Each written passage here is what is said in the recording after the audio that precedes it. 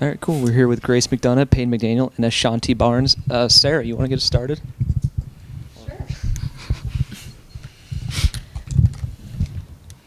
Well, I had a question for Grace. I know we talked a little bit in the beginning of the season about you had some nerves coming in as a freshman, but I'm pretty sure you've started every single game as a true freshman. What has it been like to see yourself develop throughout the season? It's definitely been great, like seeing my progression since the very first game. I just say now I'm so much more comfortable on the floor, and I'm able to play more like how I know I can play, and trying to get those nerves off still, but it's definitely got a lot better. For all three of you, the number of layups here in the past two games where you got now in transition, is that a result of maybe teams that aren't as good in transition defense, or was that a concerted effort that something that this team wanted to do more of was get out ahead of the defense? That's always kind of the way we want to play. Like Coach always talks about defend, rebound, and run, and I think we've been given the opportunity the past couple games to get layups, and I think we've been really finding each other really well in transition to make the one more pass to get those layups. Grace, you were on the receiving end of some of those passes. Like, is it just a matter of making one more pass, or I mean, what's it take for the bigs to run the floor the way they do for an entire game? Yeah, I mean, it definitely gets tiring, but I know Coach O's always telling me to run the floor because I think our transition offense is definitely something that we can use against other teams. And I just say being there for the passes for my teammates, they're always looking to find me, which makes my job easier, but yeah. I know back-to-back big wins. One of the bigger things about that as well, not having to play as much in this. At this juncture of the year, how beneficial is it for y'all to maybe not have to play that full 35, 36-minute range, be able to get that extra rest at this kind of point of the year? I think it feels good to know that like we do get that a good amount of rest, and that our teammates get to come out and show what they are capable of.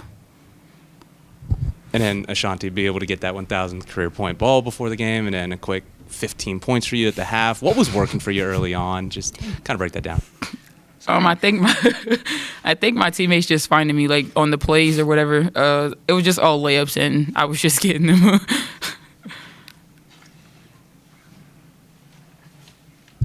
Coach O referenced the Georgia State loss, the 72-70 overtime loss to Sarah in his postgame, saying that was kind of a point where the team refocused or readjusted, rebooted, reset, whatever you want to say. So, Peyton, what's been the big difference since that game for you, even though you did take the loss last Sunday, that was, to Arkansas State?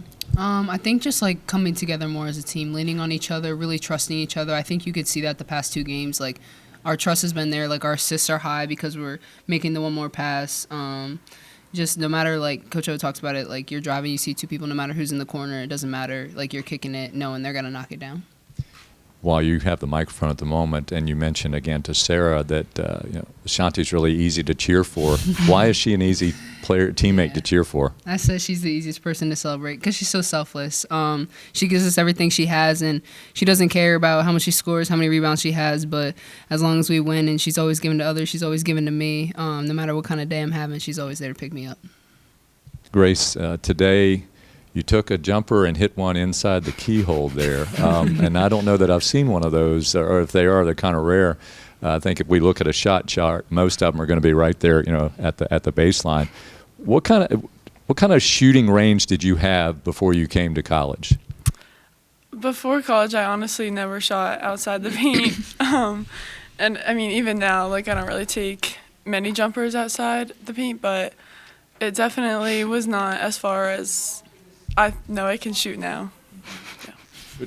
Is that something I've seen players here before during Coach O's and Coach Brooks' tenure, where we've had players that have been like yourself that are asked to take a lot of close range shots, but then develop that outside. Has there been any discussion about you taking some more shots from where your close range is?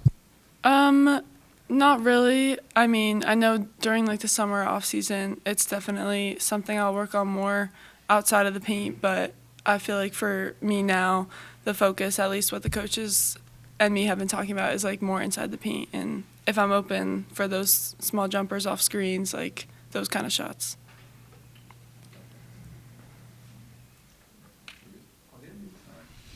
Thank you. Thank you.